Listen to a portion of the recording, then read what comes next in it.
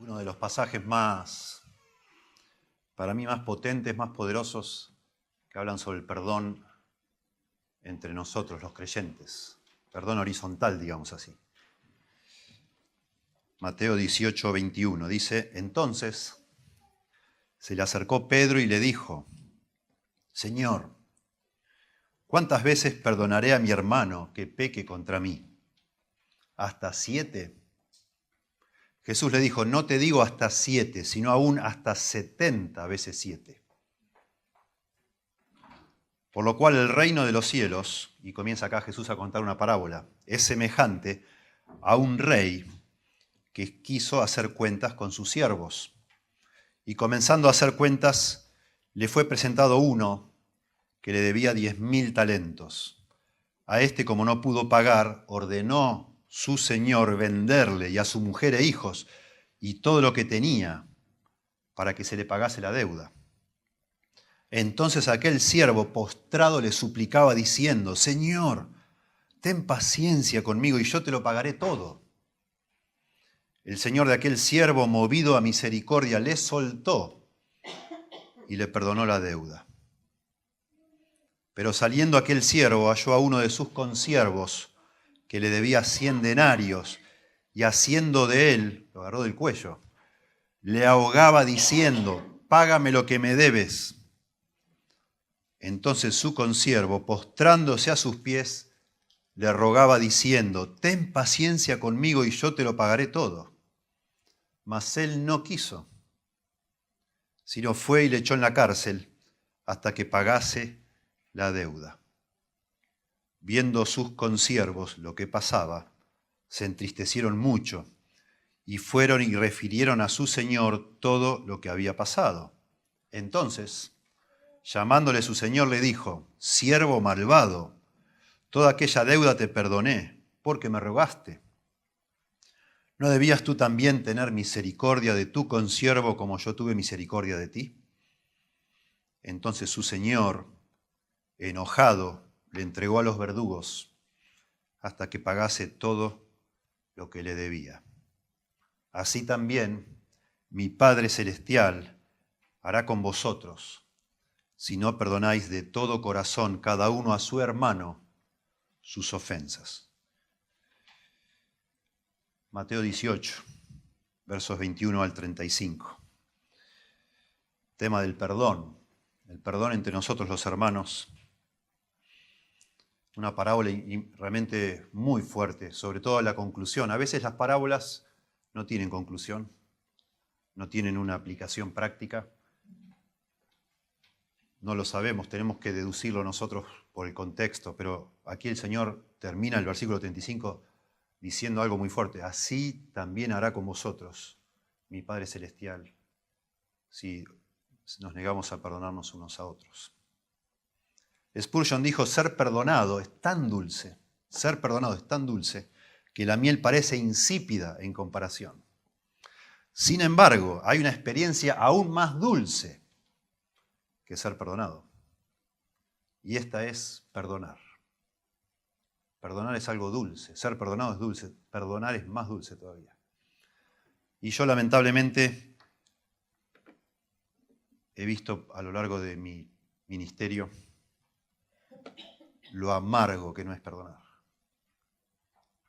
Lo que sucede cuando un creyente se niega a perdonar a otro. Cómo su vida comienza en una pendiente, se llena de amargura, se seca su corazón. Tremendo. Y por eso quisiera hablar de este pasaje, aunque no es la porción que yo estoy predicando habitualmente. De hecho, Tony la está predicando. Pero tengo muchas ganas de hablar de esto, de la falta de perdón. Muy interesante porque viene hablando y ya nos va a predicar Tony sobre lo que es la disciplina en la iglesia. Mateo capítulo 18, verso 15 dice: si tu hermano peca contra ti, ve y repréndele estando tú y él solos. Si no te escucha, agarra otro más con vos y hablale, siempre en vistas de ganar a tu hermano. Si no lo escucha a esas dos personas que van, dilo a la iglesia. Y si no escuchara a la iglesia, dice: tenle por gentil y publicano. Toda esa porción hablando justamente del pecado entre hermanos. Pecado entre hermanos. Si tu hermano peca contra ti, repréndele. Siempre para tratar de ganarle, de encontrar perdón. Ese es el objetivo, el perdón.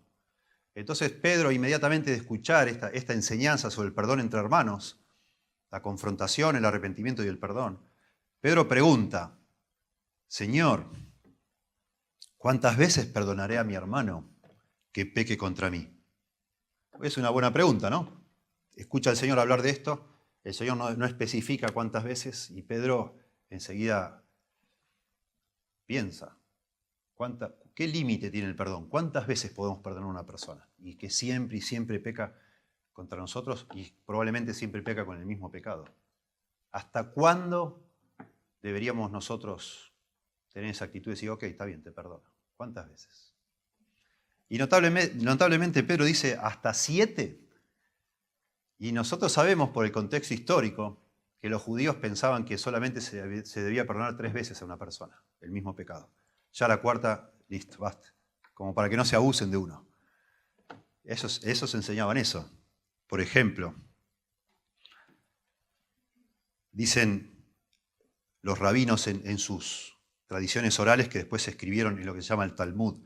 Dice el rabino José ben Hanina, el que pide perdón a su prójimo no debe hacerlo más de 3 veces. Otro rabino llamado José ben Yehuda manifestó, si un hombre comete un ultraje una vez, se le debe perdonar. Si lo comete por segunda vez, se le debe perdonar. Si comete un ultraje por tercera vez, se le debe perdonar. La cuarta vez, que no lo perdonen. Así que Pedro, interesante, conociendo lo que pensaban los de su nación, le dice hasta 7 veces, Señor. Quizás Pedro quiso impresionar a Jesús, mostrando a lo mejor que él tiene un corazón enorme, un hombre magnánimo, 7 veces. Y el Señor lo sorprende a Pedro, porque el Señor le dice, no, 7 no, 70 veces 7. Por supuesto, el Señor nos está sugiriendo que tenemos que contar las veces que perdonamos. Está hablando de un número enorme, 490 veces. Lo que está diciendo el Señor es siempre. No 1, no 2, no 3, no 7, sino todas las veces que pequen contra vos tenés que perdonar. Y suena un poco fuerte, porque sabemos nosotros, en nuestra experiencia diaria, a veces decimos, bueno, pará, me están tomando de tonto o de tonta. Siempre lo mismo, ya me dijo perdón y me lo vuelve a hacerlo. Me dice, oh, perdón, lo siento, y lo vuelve a hacerlo, lo siento, lo vuelve a hacer. Al final uno dice, bueno, ya basta, ya está, no te perdono más. Sin embargo, el Señor dice que nunca deberíamos cansarnos de perdonar. Y como si fuera poco, al decir 70 veces 7, cuenta una parábola precisamente para ilustrar esto y por qué debemos perdonar siempre. Y entonces empieza como muchas parábolas, por lo cual el reino de los cielos es semejante a. El reino de los cielos, el reino de Dios, la iglesia del Señor. Viene todo el capítulo 18 hablando de las relaciones dentro de la iglesia, de estos pequeños que creen en mí, cualquiera que le hace tropezar. Luego si tu hermano peca contra ti, y ahora el Señor va a ilustrar, basado en la pregunta de Pedro, va a ilustrar por medio de esta parábola cómo deben ser las relaciones dentro de la iglesia, entre creyentes. Noten que Pedro dice, Señor, ¿cuántas veces perdonaré a mi hermano que peca contra mí? Mi hermano. Y entonces el Señor de nuevo cuenta esta parábola que es inventada. Las parábolas son historias inventadas. Y son historias inventadas, por supuesto, para ilustrar un punto que como está conectado con nuestra vida cotidiana, con la forma en que nosotros nos conducimos, nos impacta mucho una parábola. Muchísimo. Y esta es una de las más impactantes. Y entonces cuenta de un hombre, un rey, probablemente un sultán, en el Medio Oriente, llama a sus siervos, probablemente sátrapas, así se llamaban, no. Cuando dice a sus siervos no está. Noten que toda la parábola habla de dinero, de dar cuentas de dinero.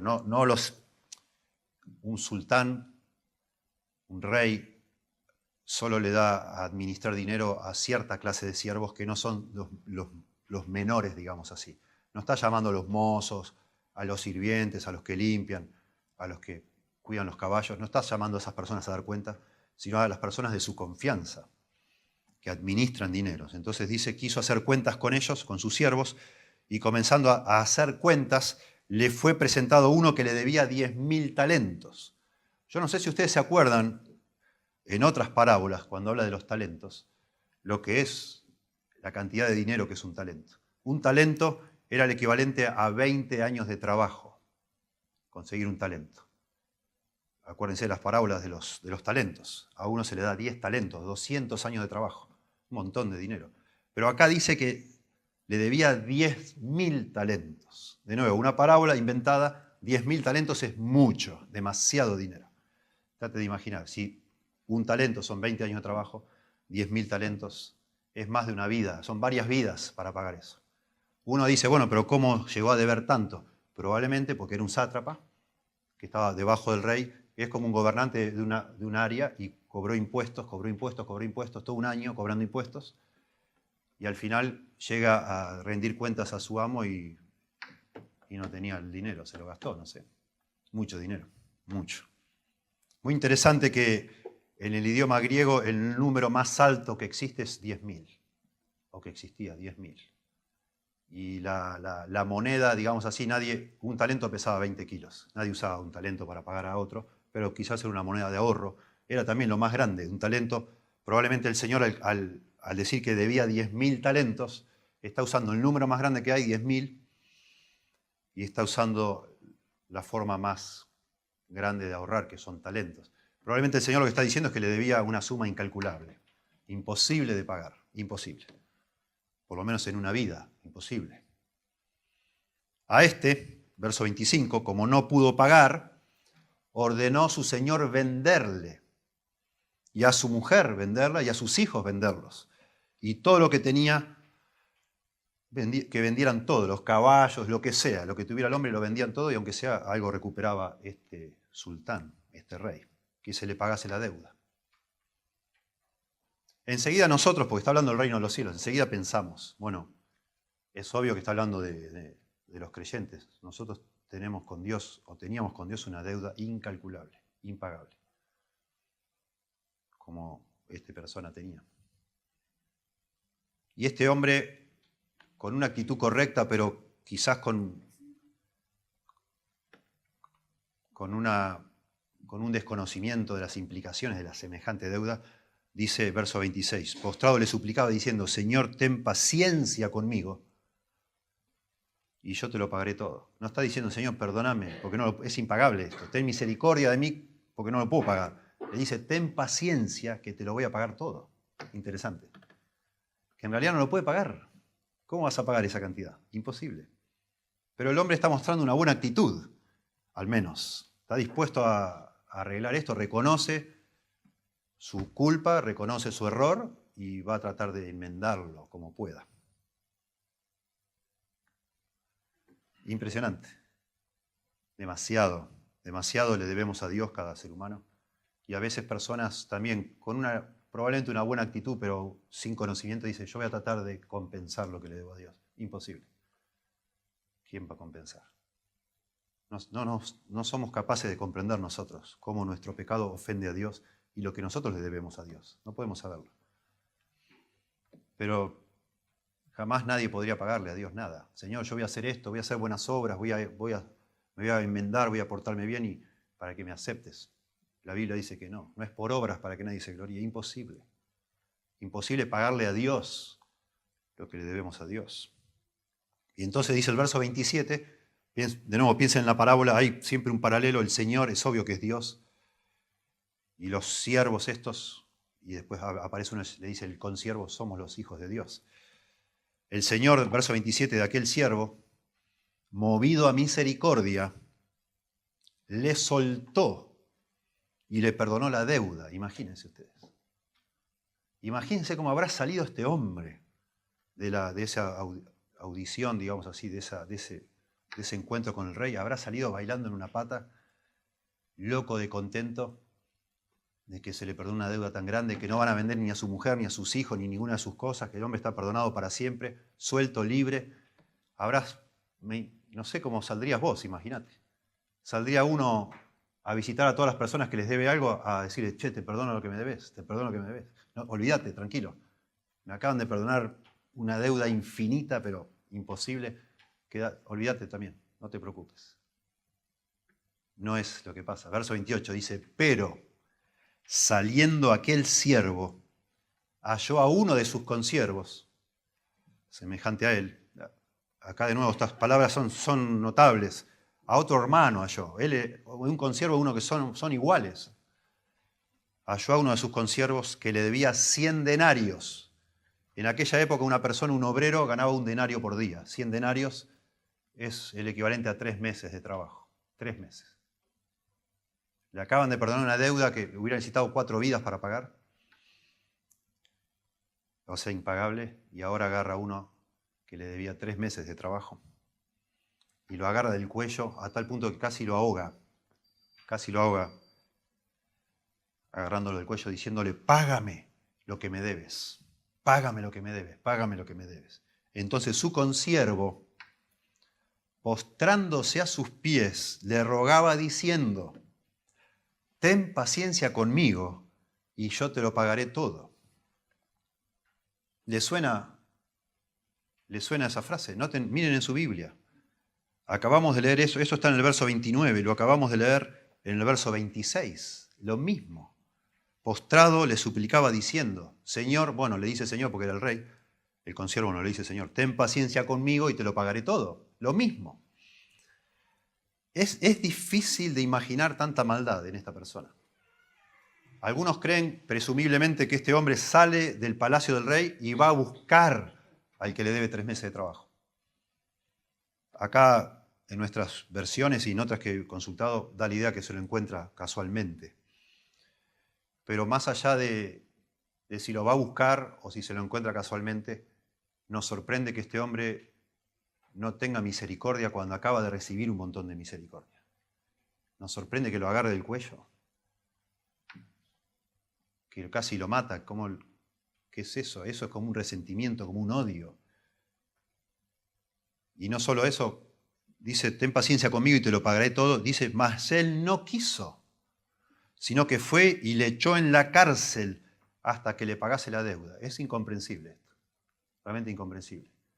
Notablemente el Señor, para subrayar la maldad de este hombre, pone en la boca del consiervo las mismas palabras que había dicho el siervo al rey, como para que uno pensara, bueno, a lo mejor al escuchar exactamente las mismas palabras que él acaba de decirle al rey, se enternezca y piense, esta situación es paralela a la que yo acabo de vivir. Bueno, a mí me perdonaron millones y millones.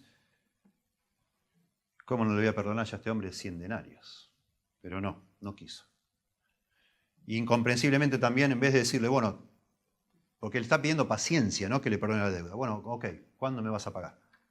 Bueno, pagame tanto el mes que viene, tanto el otro. Pero en la cárcel, ¿qué hacemos? ¿Qué hace una persona en la cárcel? ¿Cuánto dinero puede conseguir una persona en la cárcel para devolver lo que debe?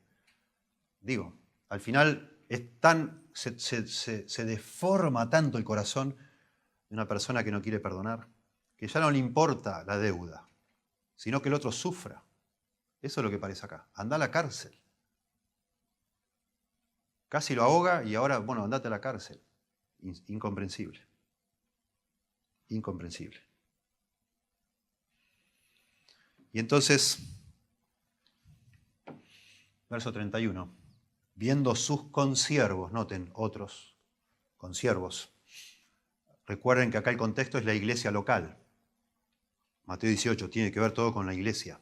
Los consiervos presumiblemente somos otros cristianos que vemos en la iglesia, en el seno de la iglesia, uno que de golpe no quiere perdonar a otro. Y lo vemos nosotros. Y acá dice, viendo sus consiervos lo que pasaba, se entristecieron mucho. Porque sí da mucha tristeza, mucho dolor. Cuando ves a alguien que dice que ama al Señor, que Dios le ha perdonado todo, pero no quiere perdonar. Es una cosa espantosa, triste. Y fueron y refirieron a su Señor todo lo que había pasado. De nuevo, si pensamos, probablemente orando uno, viendo estas cosas, oraría a Dios, Señor, por favor quebranta a fulano, a mengano, quebranta a esta mujer, quebranta a este muchacho, para que perdone, Señor. Entonces, verso 32, llamándole su Señor al siervo, al que no quiere perdonar, le dijo, siervo malvado, toda aquella deuda te perdoné, porque me rogaste. ¿No debías tú también tener misericordia de tu consiervo como yo tuve misericordia de ti? Y sí, es obvio que sí. Claro que sí. ¿Cómo no? Claro que sí. Y entonces, los dos versículos finales, versos 34 y 35, que esto es realmente la conclusión fuerte. La lección espiritual es el verso 35. El 34 dice, entonces su señor, el rey, enojado, le entregó a los verdugos.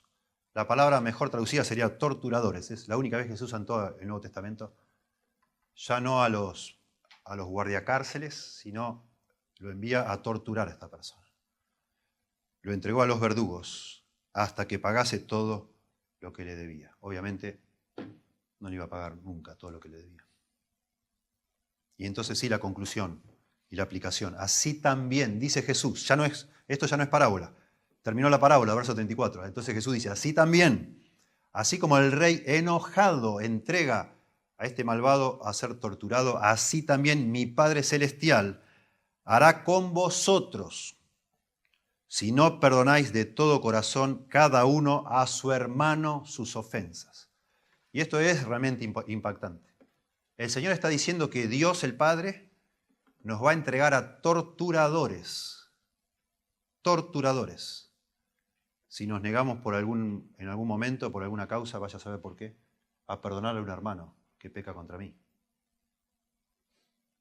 No hay forma de... Acá ya no es una parábola, ya no es algo metafórico, es algo en bocas del Señor Jesús.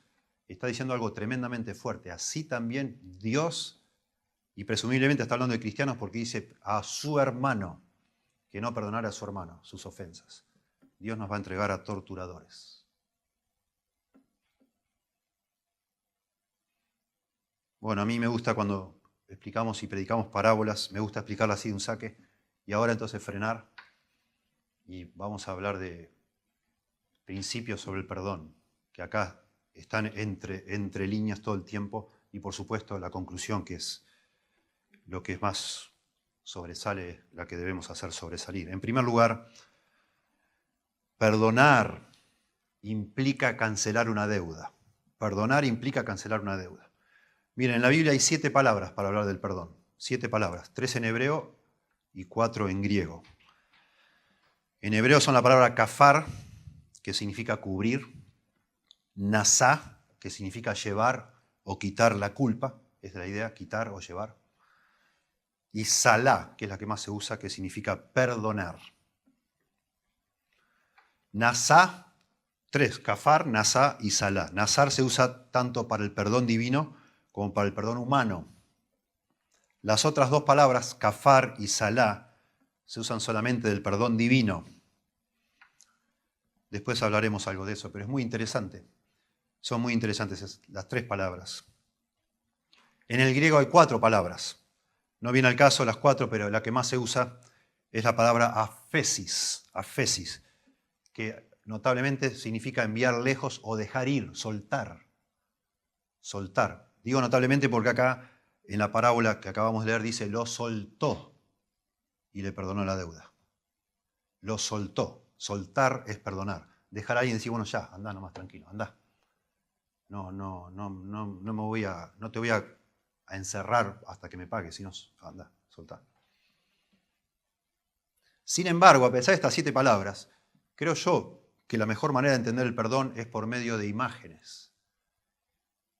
Y a mí me resulta la imagen esta de perdonar una deuda la más clara que hay.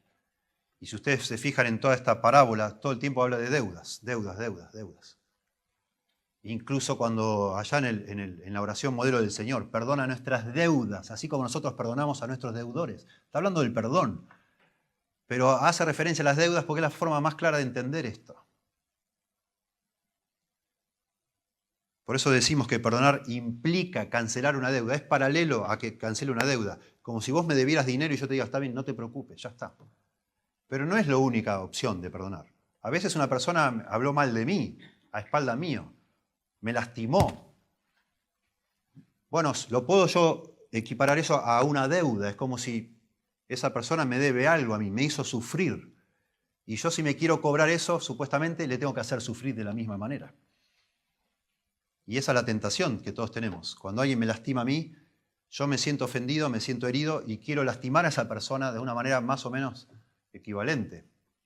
Bueno, perdonar en este caso sería no hacer nada, nada de eso. Dejar que él me haya lastimado a mí y yo digo, no lo voy a lastimar.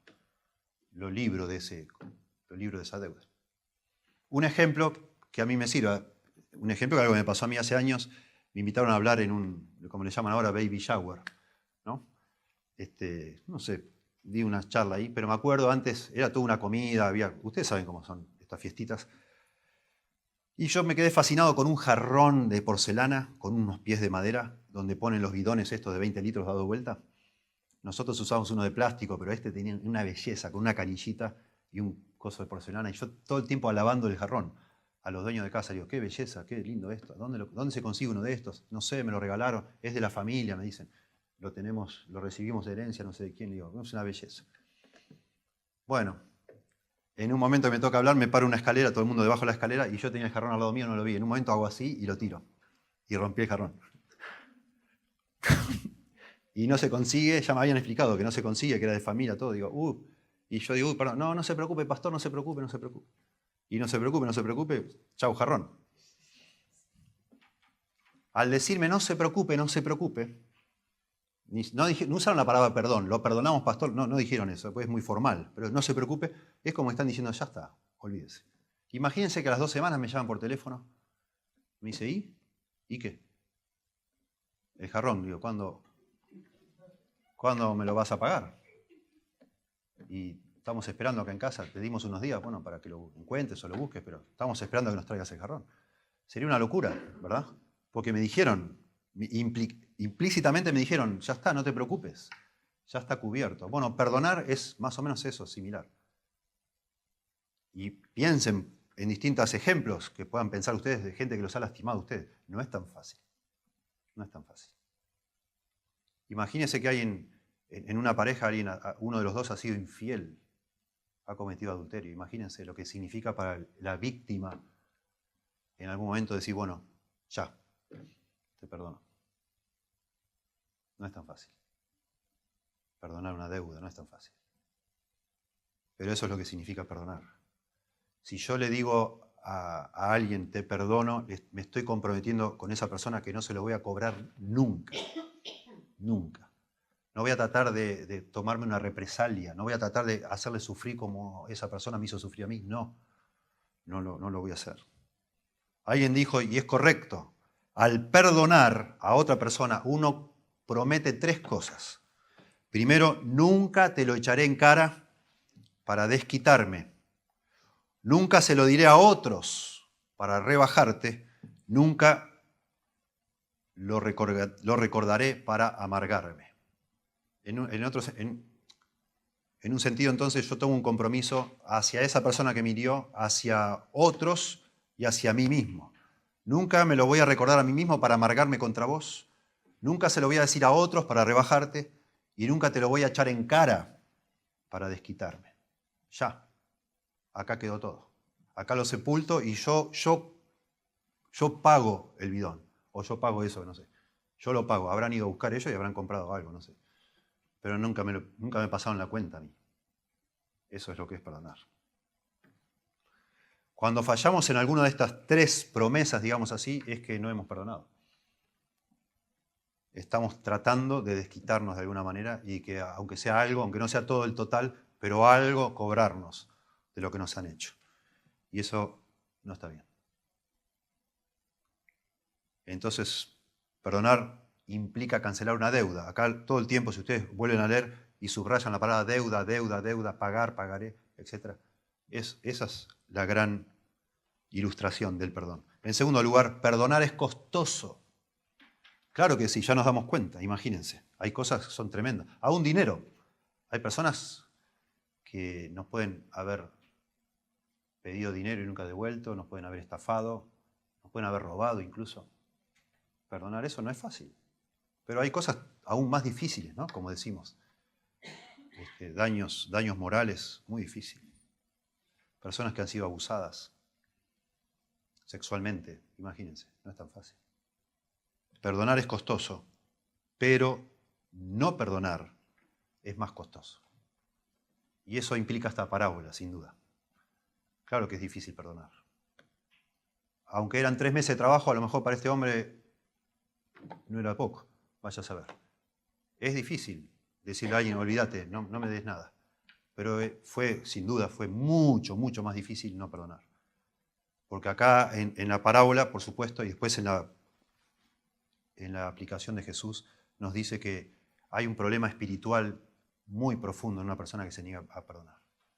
Y empieza a tener un tema con Dios muy fuerte.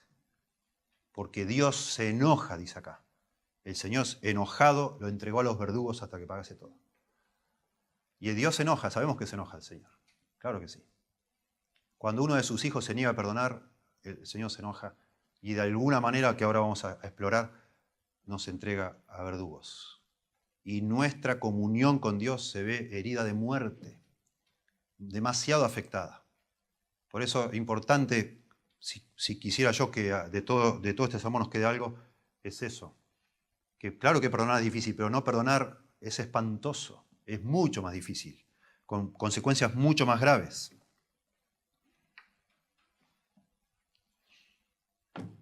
Y nosotros los cristianos deberíamos considerar eso, por supuesto. Y máxime, por eso la maldad, siervo malvado, le dice el rey. Cuando se nos ha perdonado tanto, eso hace más malvado todavía el negarse a perdonar. Un incrédulo que no conoce nada del amor de Dios y se niega a perdonar, su corazón va a ser afectado. La amargura esa que va a empezar a tomar control de su alma se va a extender y hasta le va a consumir su vida. Pero un cristiano es inconcebible para un cristiano. Es maldad. Los cristianos podemos, por supuesto, podemos pecar, podemos cometer maldad. Claro que sí. Y en algún momento podemos ser malvados. Es malvado. Así dice acá, que un cristiano se niegue a perdonar. Porque se le ha perdonado todo. La falta de perdón es algo monstruoso, es algo feo y habla de lo feo que está en nuestro corazón, a pesar de haber sido perdonados por Dios. Como ya lo dije y lo diré varias veces más seguramente, negarse a perdonar hará de nosotros personas amargas, incapaces de amar.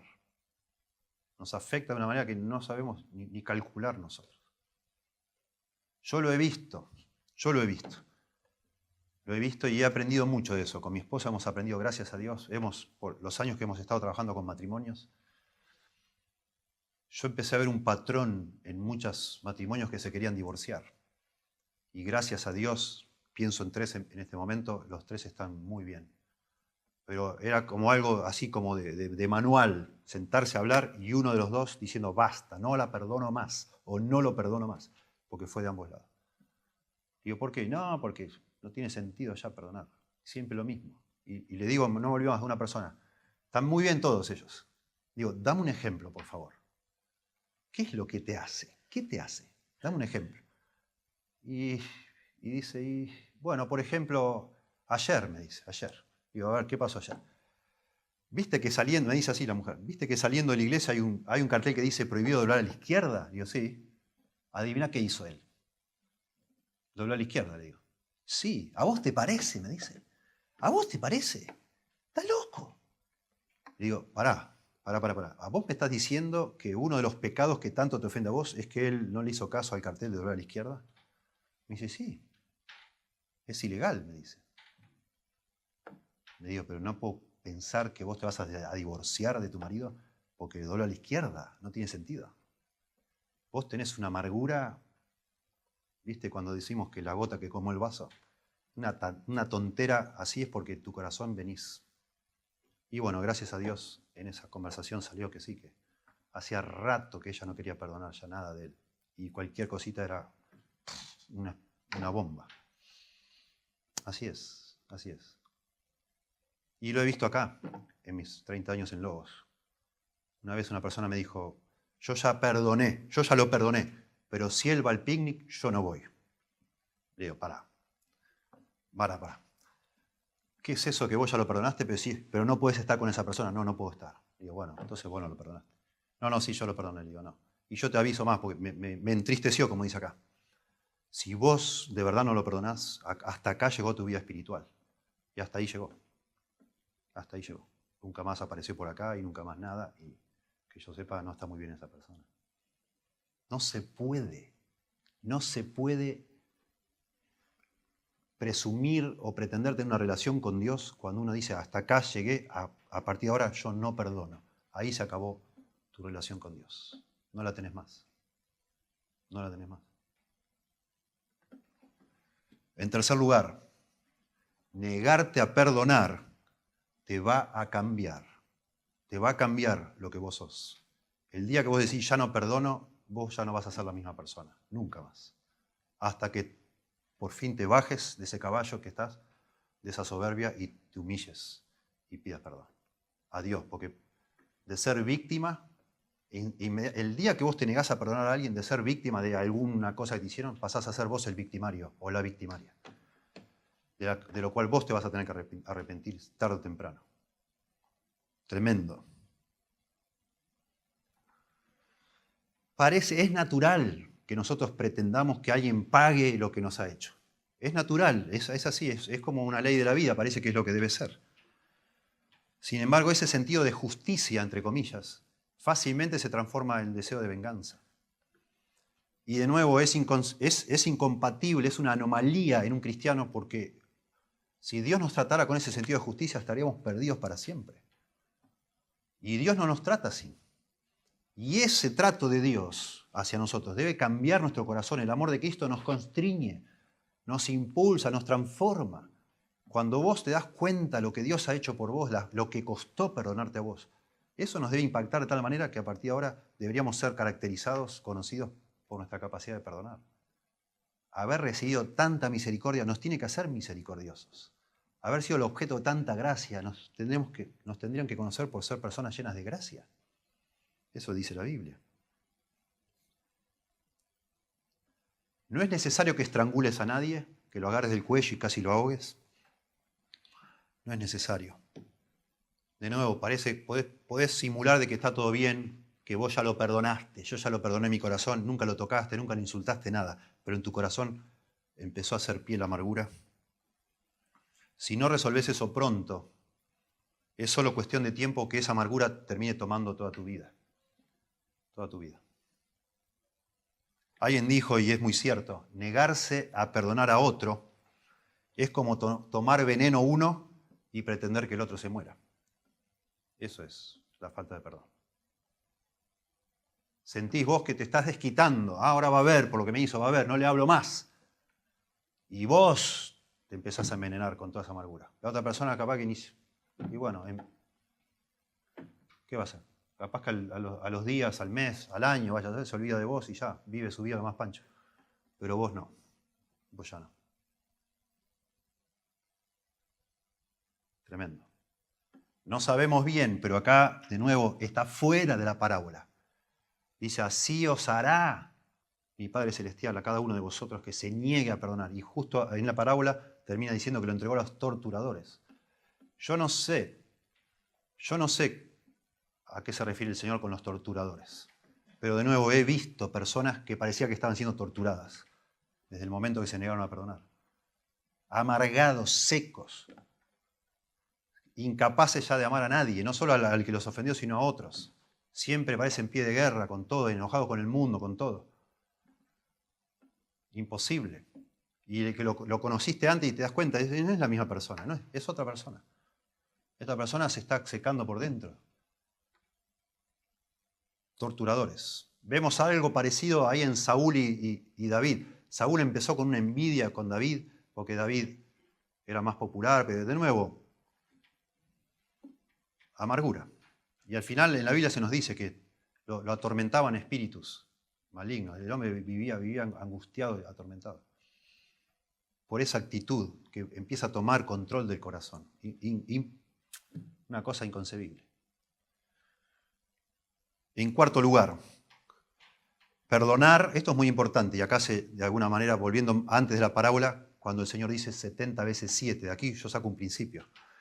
Perdonar es un evento, un momento, pero también un proceso. Las dos cosas. Yo perdono a alguien en un momento. Está bien, no te preocupes. Ahí está, ya está, te perdono. Bárbaro. Es un momento, un instante. Sin embargo, es muy probable que la próxima vez que vuelva a ver a esa persona me acuerde de lo que me hizo. Y entonces lo tenga que volver a perdonar. No confrontar de nuevo, pero en mi corazón necesito perdonarlo otra vez. Y así, y otra, y otra, y otra, y otra vez. Es muy raro que una persona, un hermano en Cristo, peque 490 veces contra nosotros, 70 veces 7. Es muy raro. Podría llegar a ser. Puede ser tu esposa, mi esposo, o tu esposo, tu esposa, porque vivís con esa persona todo el tiempo. Bueno, puede pecar, ¿viste? 50 años de casado, a lo mejor pecó, no sé, 2000 veces, yo qué sé. Puede ser. Pero noten si no es más sensato pensar que cuando el Señor dice 70 veces 7, no se refiere tanto o no solo a perdonar un montón de pecados distintos, sino el mismo pecado varias veces. Y eso es lo que nos pasa a nosotros cuando alguien peca contra nosotros en algo fuerte, o supongamos con una deuda que no te devuelve. Cada vez que ves a esa persona te acordás. Y vos un día le decís, bueno, no te preocupes, pero a lo mejor cada vez que lo ves te acordás. Y en ese momento, otra vez, para no amargarte, lo tenés que volver a perdonar. Sin decirle ya nada, pero lo tenés que volver a perdonar. Por eso decimos que perdonar es un evento, un momento, pero también un proceso para mantener nuestro corazón puro. Acuérdense, nosotros prometemos 3 cosas. No te lo voy a echar en cara para lastimarte o para desquitarme. No se lo voy a decir a otros para rebajarte. Y no me lo voy a recordar a mí mismo para amargarme. Eso es perdonar. Y probablemente esté tentado a recordárselo a alguien o a mencionárselo a alguien en algún momento. Capaz que aguanto, pero un día veo la oportunidad ahí y se lo largo. Y te rebajo a vos frente a otra persona. No, tengo que perdonar. Y tengo que nuevamente acordarme de eso y decir, basta, yo lo perdoné, ya está. Y tampoco recordármelo a mí para amargarme. Es un problema de muchos de nosotros. A veces vivimos dándole vuelta y vuelta y vuelta a cosas que nos hicieron. Y eso nos va amargando y necesitamos perdonar. Como un momento, pero como un proceso. En quinto lugar, perdonar no es olvidar. Eso es importante entenderlo. Hay personas que interpretan por Jeremías 31-34, que perdonar es olvidar. Se suele citar. Jeremías 31-34 dice, porque perdonaré la maldad de ellos y no me acordaré más de su pecado. Entonces, como Dios dice, no me acordaré más de su pecado, dicen, bueno, perdonar es olvidar. La verdad es que no es realista eso. Nosotros no somos así. Y Dios no tiene amnesia tampoco. ¿Cómo no va a saber Dios lo que hicimos nosotros y lo que no hicimos? Siempre lo sabrá. Al decir Dios, no me acordaré más de su pecado, está comprometiéndose a no sacarlo, a reflotarlo, a echarnos en cara eso. Ya lo perdonó. A eso se refiere a no acordarse, de no echármelo en cara, pero no que se olvida. Yo me acuerdo cosas que he hecho y cosas que me han hecho. Y cosas que he perdonado me puedo acordar, pero otra vez, el punto no es olvidar, sino comprometerme a no reflotar eso para lastimar. Y tampoco es bíblico. No es realista ni es bíblico. Cuando Dios dice que Él ha alejado nuestros pecados de nosotros, los ha echado en el fondo del mar, todas esas figuras es para decir que no nos va a volver a pedir cuenta de eso, ya está resuelto. Y es muy importante entender estas dos dimensiones del perdón, en un sentido que perdonar no es olvidar, y también lo que decíamos que es un momento y un proceso también. Es muy importante entender esos ambos aspectos porque si nosotros fallamos en entender eso, vamos a torturarnos a nosotros mismos pensando que en realidad no hemos perdonado, porque nos vamos a acordar. Claro que nos vamos a acordar. Y vamos a estar tentados de nuevo a echar en cara o a hacerle saber a otro o a amargarnos. Por eso no nos vamos a olvidar nunca y por eso es necesario seguir perdonando todas las veces que sea necesario, 70 veces 7, lo que sea. Y de nuevo, eso, miren, esto de pecar entre hermanos es común entre nosotros, pero lo más común es dentro del hogar. Mi esposa, aparte de esposa mía, es mi hermana en Cristo y yo soy su hermana. Y nosotros vivimos pecando uno contra el otro. Y lo mismo pasa en tu matrimonio. Por supuesto que sí. Y estos conceptos son muy importantes. Claro que yo no me olvido y ella no se olvida. A veces sí, digamos, el amor, dice la Biblia, cubrirá multitud de faltas, multitud de errores, multitud de pecados. A veces uno lo cubre y ni se acuerda.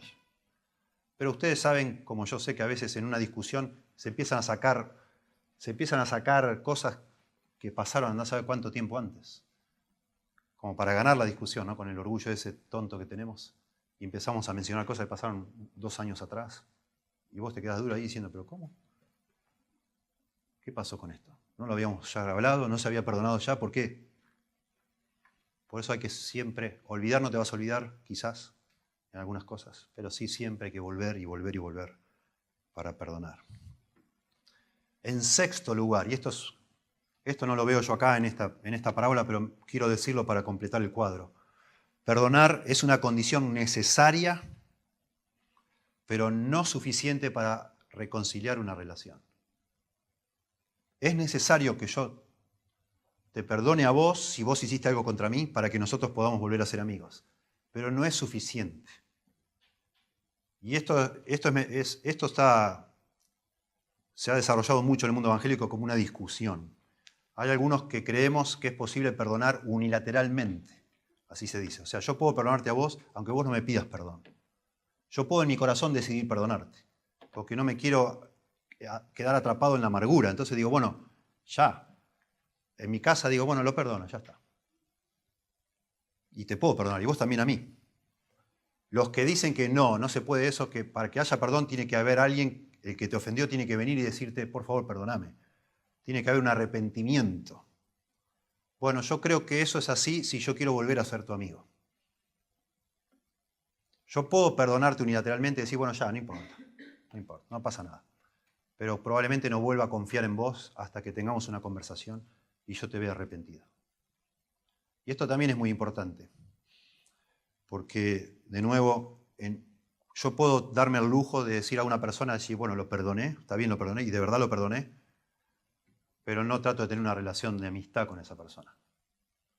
Pero si la persona que me ha ofendido es mi esposa o mi esposo, o mis hijos o mi padre, yo no puedo decir, bueno, ya, lo perdono, pero no le hablo nunca más.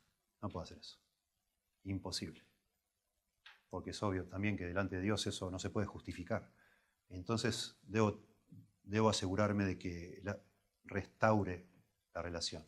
De nuevo, hay pecados que uno los puede pasar por alto, los puede soportar, los puede cubrir, pero hay pecados que necesitan ser confrontados y necesitas, vos para volver a confiar en esa persona, necesitas ver que esa persona de verdad está arrepentida.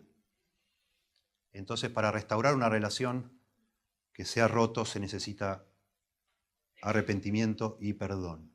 Notablemente, nos explicará Tony en Mateo 18, cuando dice, si tu hermano peca contra ti, ve, etc. Ustedes ya saben, vas solo, después vas con otro, va a la iglesia. Notablemente, el gran pecado ahí, no sabemos cuál es el pecado, el inicial. Dice, si tu hermano peca contra ti, puede ser con cualquier cosa, pero el gran pecado que hace que esa persona sea expulsada de la iglesia es el no querer arrepentirse. Tenle por gentil y publicano, dice. A la persona que se niega a arrepentir, vos decís, este no puede ser un cristiano. ¿Cómo un cristiano no se va a arrepentir? ¿Cómo un cristiano se va a endurecer a tal punto, se va a poner así tan caprichoso con el tema del pecado? Otra vez, en el contexto de que Dios nos ha perdonado todo. Es dudoso que esa persona sea un cristiano, si se niega a arrepentirse por medio de todo este proceso. Bueno, inmediatamente después el Señor empieza a hablar del perdón. Y también, igualmente grave este tema es cuando uno se niega a perdonar. Es grave que te niegues a arrepentirte y es grave que te niegues a perdonar. Ambos aspectos, el arrepentimiento y el perdón, son lo que es necesario para reconstruir una relación que se ha roto. Dice Lucas 17:3, si tu hermano pecare contra ti, repréndele. Y si se arrepintiere, perdónale. Eso lo vemos de una manera hermosa en la parábola del hijo pródigo. El hijo pródigo peca contra su padre. Y al final Dios lo lleva al punto a tocar fondo, como decimos nosotros, deseando comer la comida de los cerdos. Y él entonces decide volver a su padre y ensaya un arrepentimiento que lo va a expresar. Solo que el padre, desde el día que se fue su hijo, lo está esperando y está dispuesto a perdonarlo, aunque el hijo no le pida perdón. Porque el hijo dice, iré a mi padre y le diré, Padre, he pecado contra el cielo y contra ti. No soy digno de ser llamado uno de tus hijos, hazme como a uno de tus jornaleros. Y llega el hijo y nunca dice nada. porque el Padre lo cubrió de besos, lo abraza, y no llega a todo lo que había ensayado de pedir perdón, no llega a expresarlo porque el Padre está dispuesto a perdonarlo. Y se restaura la relación, porque Él está arrepentido y porque el Padre lo perdona, y eso, el Padre hace una fiesta, ustedes saben, y se arregla todo eso.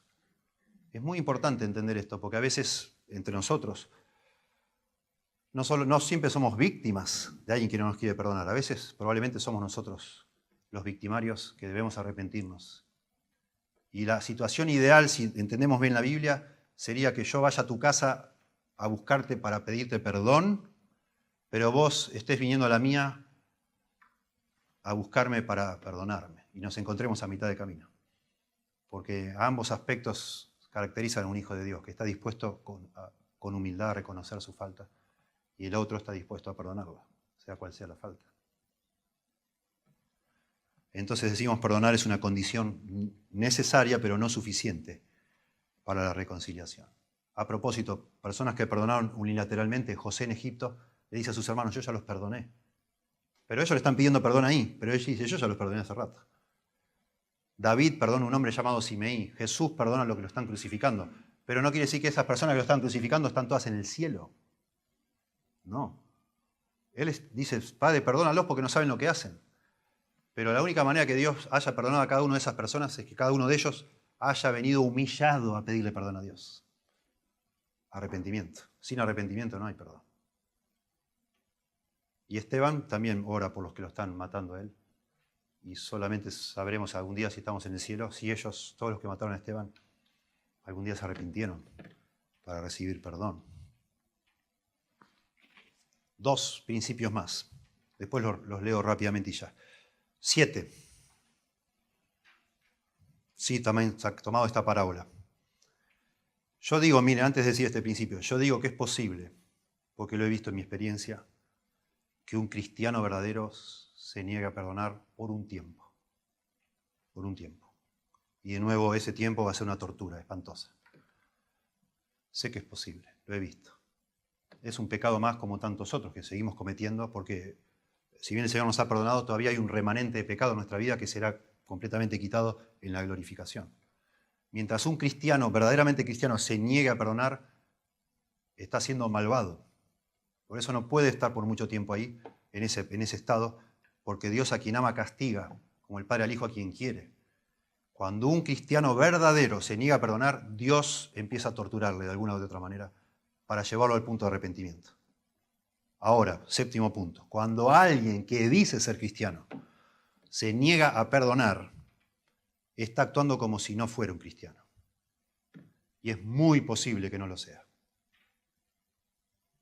Cuando alguien que dice que es cristiano se niega a perdonar y se planta, yo no lo voy a perdonar, no lo voy a perdonar, no lo voy a perdonar, probablemente no sea un cristiano. Lo mismo cuando se niega a arrepentirse, como acabamos de mencionar. Y acá de nuevo, si bien acá en la parábola en todo momento se asume que es la parábola cuando el Señor aplica, así hará también mi Padre Celestial con cada uno de vosotros que se niega a perdonar a su hermano, asume que son cristianos. Sin embargo, esta parábola termina siendo una explicación notable de otros pasajes de la Biblia donde se asume que una persona que se niega a perdonar no ha recibido el perdón de Dios. Marcos 11:25, fíjense por favor, Marcos 11:25.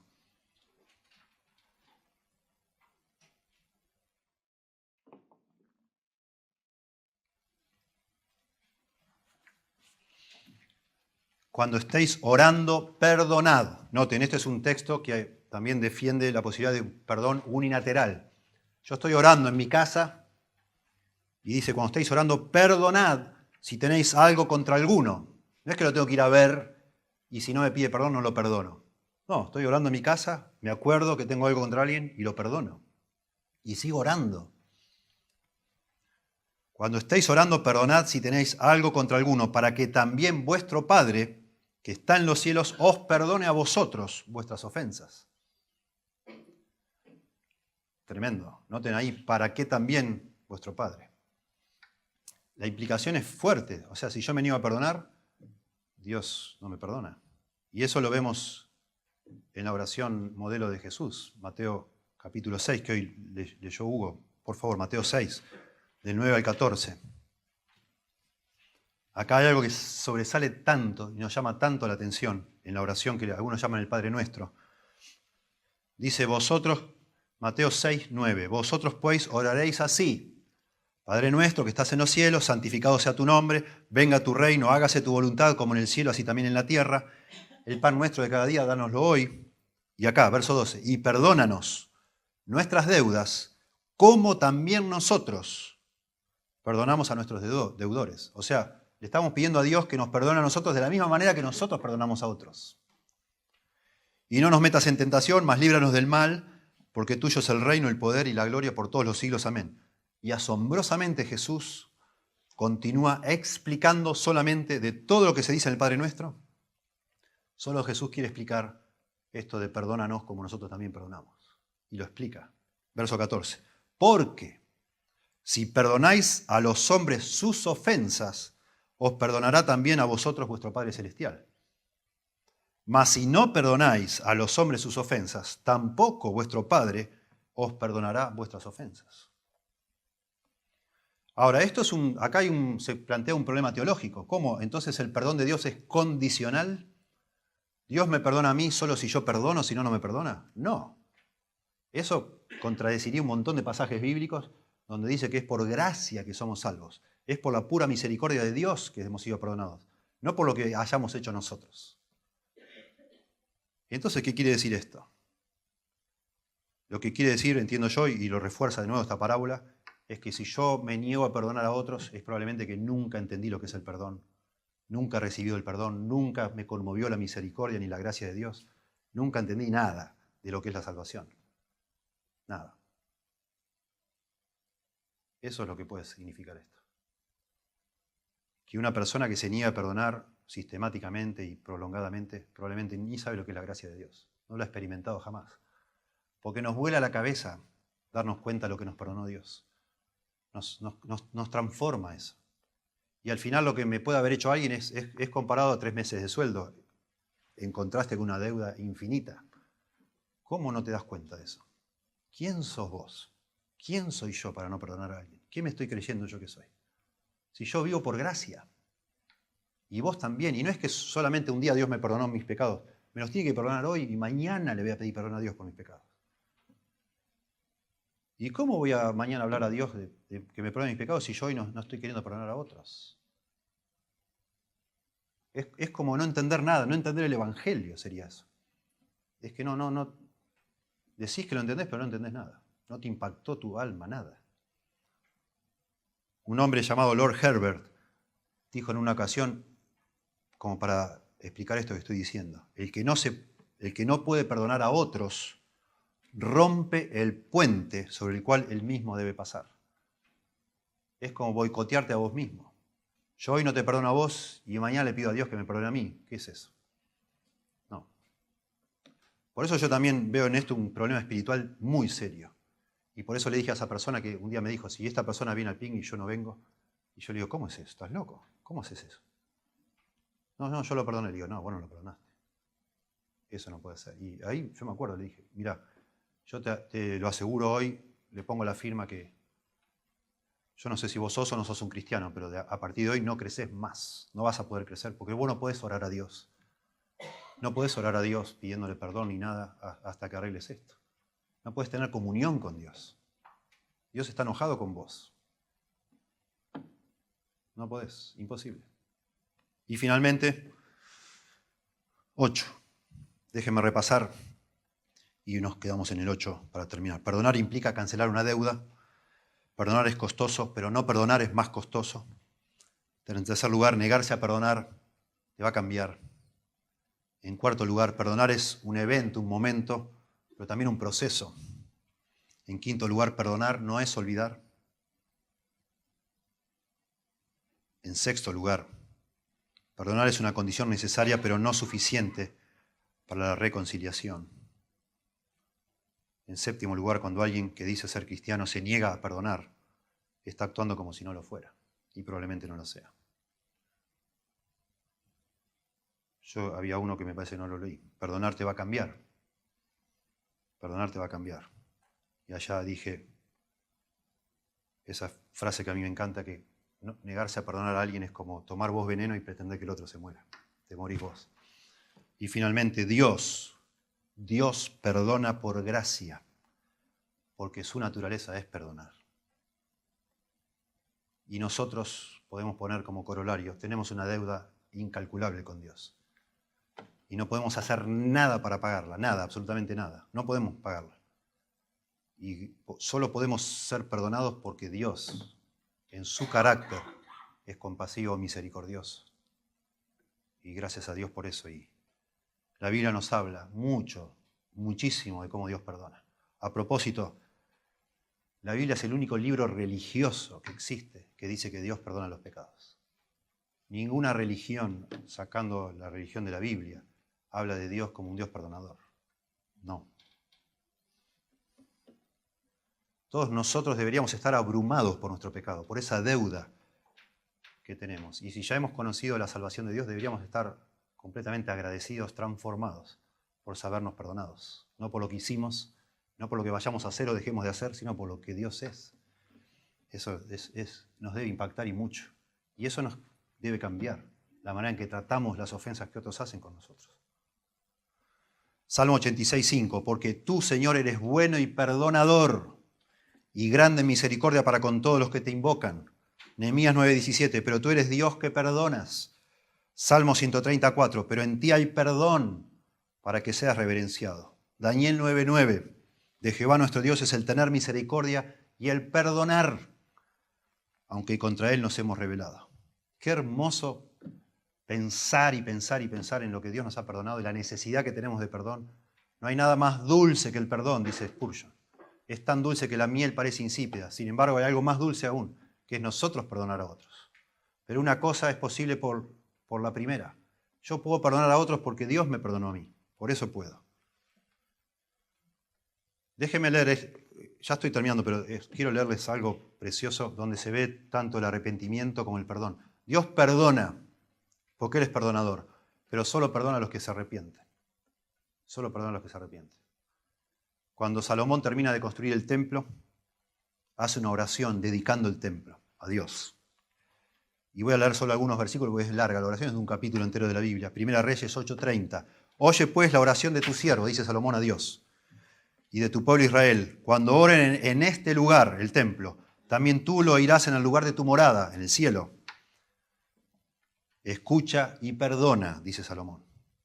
Versos 33 y 34. Si tu pueblo Israel fuere derrotado delante de sus enemigos por haber pecado contra ti, y se volvieren a ti y confesaren tu nombre, arrepentimiento, y oraren y te rogaren y suplicaren en esta casa, tú oirás en los cielos y perdonarás el pecado de tu pueblo Israel.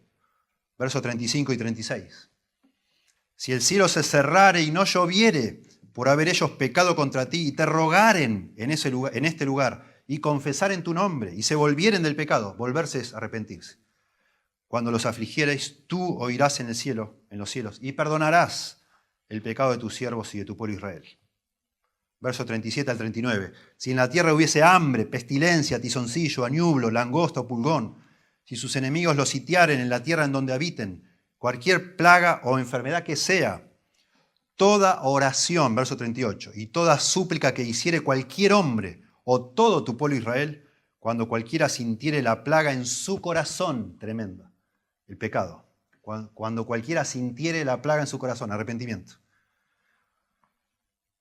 Otra versión dice, cuando cualquiera reconozca, no sintiere, sino reconozca la plaga de su corazón, y extendiese sus manos a esta casa, tú oirás en los cielos, en el lugar de tu morada, y perdonarás, y actuarás, y darás a cada uno conforme a sus caminos, cuyo corazón tú conoces, porque solo tú conoces el corazón de todos los hijos de los hombres, para que te teman todos los días que vivan sobre la faz de la tierra que tú diste a nuestros padres. Verso 46, más adelante al 50.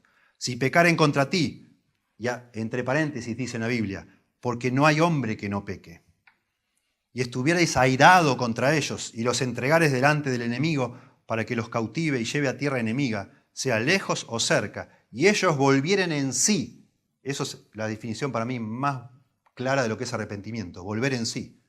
Eso es lo que dice que el hijo pródigo volvió en sí. Es como decir, uy, qué estúpido. ¡Qué tarada! ¿Cómo no me di cuenta? Volvés en sí y te empezás a dar cuenta. Si ellos volvieren en sí en la tierra donde fueren cautivos y se convirtieren y oraren a ti en la tierra de los que los cautivaron y dijeren, pecamos, hemos hecho lo malo, hemos cometido impiedad, y si se convirtieren a ti de todo su corazón y de toda su alma en la tierra de sus enemigos que los hubierais llevado cautivos y oraren a ti con el rostro hacia su tierra que tú diste a sus padres y hacia la ciudad que tú elegiste y la casa que yo he edificado a tu nombre, el templo. Tú oirás en los cielos, en el lugar de tu morada, su oración y su súplica, y les hará justicia. Y perdonarás a tu pueblo que había pecado contra ti y todas sus infracciones con que se hayan revelado contra ti. Impresionante que Salomón en su oración siempre dice, y perdonarás, y perdonarás, y perdonarás, casi como si le estuviera dando una orden a Dios, pero no es el caso. Es que Salomón sabe que Dios perdona si nosotros nos humillamos y nos arrepentimos.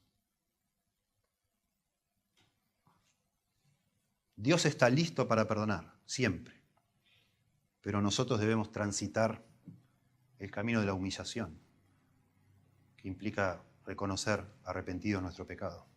Dice Isaías 55, 7 al 9, deje el impío su camino y el hombre inicuo sus pensamientos y vuélvase a Jehová, el cual tendrá de él misericordia, y al Dios nuestro, el cual será amplio en perdonar. Así es. Bueno, si después de escuchar la exposición de este pasaje te das cuenta que vos estás pecando por no perdonar, tenés que arrepentirte, tenés que humillarte. Y tenés que ir corriendo a Dios para que te perdone. No juegues con eso. Quizás te pierdas para siempre. Es raro que la Biblia llame a un cristiano malvado. Es muy raro. Cuando en aquel día dice el Señor, algunos me dirán, Señor, Señor, en tu nombre hicimos esto, hicimos lo otro, echamos fuera demonios. Yo os diré, apartados de mí, hacedores de maldad. Nunca os conocí. Nunca os conocí. No que fueron cristianos una vez y después se perdieron y dejaron y abandonaron. Nunca os conocí, nunca fuiste cristiano. Porque eras un malvado. Eras un malvado. Y es una maldad no perdonar. Es muy malo, muy feo, es monstruoso. Y te va a comer tu corazón y probablemente te pierdas para siempre. Señor, damos gracias por tu palabra. Por favor, úsala en cada uno de nosotros. Ayúdanos a pensar, Señor, a discernir qué es lo que hay en nuestra alma, en nuestro corazón. Como has dicho a la iglesia de Éfeso, a recordar de dónde hemos caído, en qué momento hemos deslizado en esta maldad, al principio quizás imperceptible, lógica, natural, humana. Pero ahora, Señor, después de tanto tiempo, se ha revelado algo realmente diabólico en nuestra alma, Señor. Ayúdanos a recordar de dónde hemos caído, a arrepentirnos y a volver a hacer las primeras obras, Señor. Ayuda a todos los que estamos aquí, a los que escuchen a distancia, a escudriñar su corazón y a arrepentirse, Señor. Por favor, te lo ruego. En el nombre de Jesús.